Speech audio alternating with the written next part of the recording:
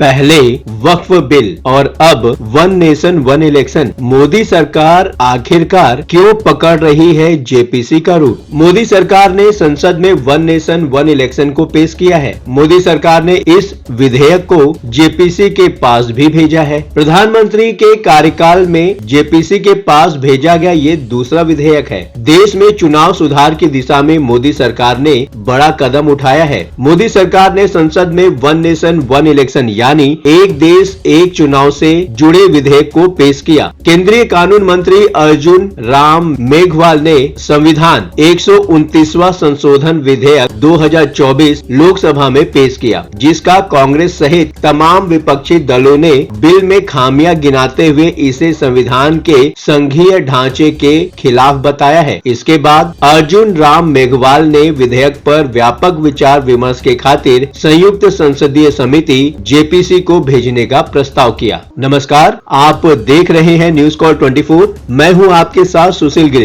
News call 24 के खास programme prime update में आपका स्वागत है। वीडियो में आखिरी तक बने रहिए। एक देश एक चुनाव संशोधन विधेयक पास करने के लिए संसद में 2/3 बहुमत की जरूरत होगी, जबकि दूसरे विधेयक को सामान्य बहुमत से ही पास किया जा सकता है। केंद्र सरकार को इसके लिए संविधान में जरूरी संशोधन करने पड़ेंगे और इसके लिए उसे 2/3 बहुमत की जरूरत होगी। इसके बाद अगर राज्यों की सहमति की जरूरत पड़ी तो विपक्षी दलों के नेतृत्व वाले राज्य अड़चन पैदा करेंगे। दूसरी बार भी जेपीसी को ही भेजा गया है विधेयक। केंद्र में 2014 से मोदी सरकार बनने के बाद यह दूसरी बार जब किसी विधेयक को जेपीसी को भेजा गया है, ऐसा हो रहा है। इससे पहले वक्फ संशोधन बिल को सरकार ने जेपीसी में भेजा था और अब एक देश एक चुनाव से जुड़े विधेयक को भेजे जाने का प्रस्ताव किया है। मोदी सरकार सत्ता में तीसरी बार आने के बाद अहम विधेयक के लिए क्यों जेपीसी का रूट पकड़ रही है? हम आगे बढ़ें और इस खबर को डिटेल में समझें। उससे पहले आप न्यूज कॉल 24 को जरूर सब्सक्राइब करके नोटिफिकेशन के लिए बेल का आइकन प्रेस कर दें। वन नेशन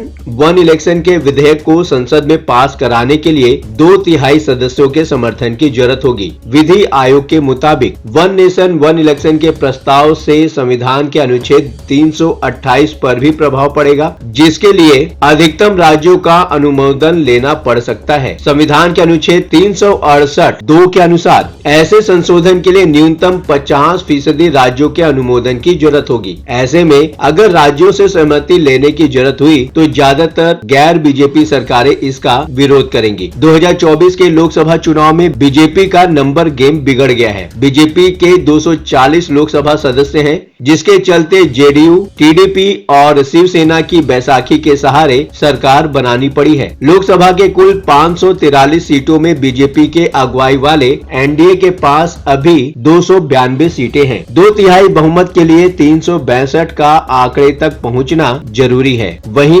राज्यसभा की 245 सीटों में एनडीए के पास अभी 112 सीटें हैं। वहीं 6 मनोनीत सांसदों का भी उसे समर्थन है, जबकि विपक्ष के पास 85 सीटें हैं। 2/3 बहुमत के लिए 164 सीटों की जरूरत है। वन नेशन वन इलेक्शन का विरोध करने वाली सबसे बड़ी पार्टी कांग्रेस, सपा, टीएमसी, आम आदमी पार्टी, आरजेडी, शिवसेना, यूबीटी, एनसीपी, एसपी, जेएमएम और इंडियन यूनियन मुस्लिम लीग सहित 15 दल विरोध में हैं। बीजेपी के अगुवाई वाले एनडीए के घटक दलों के साथ वाईएसआर कांग्रेस, टीआरएस और बीजेडी जैसे दल समर्थन में हैं। इसके बावजूद मोदी सरकार के लिए एक देश एक कानून को विधेयक का 2/3 बहुमत के साथ पास कराने के लिए विपक्षी दलों के समर्थन के बिना यह संभव नहीं है। मोदी सरकार ने भले ही एक देश एक चुनाव से जुड़े बिल को जेपीसी में भेजा हो, लेकिन वहां भी उसका ही दबदबा रहेगा। जेपीसी में लोकसभा और राज्यसभा सांसदों को संख्या के आधार पर सदस्य शामिल किए जाते हैं। लोकसभा में और राज्यसभा दोनों ही जगह पर बीजेपी के सबसे ज्यादा सांसद हैं। ऐसे में जेपीसी में सबसे ज्यादा सदस्य बीजेपी के होंगे। इस तरह जेपीसी के द्वारा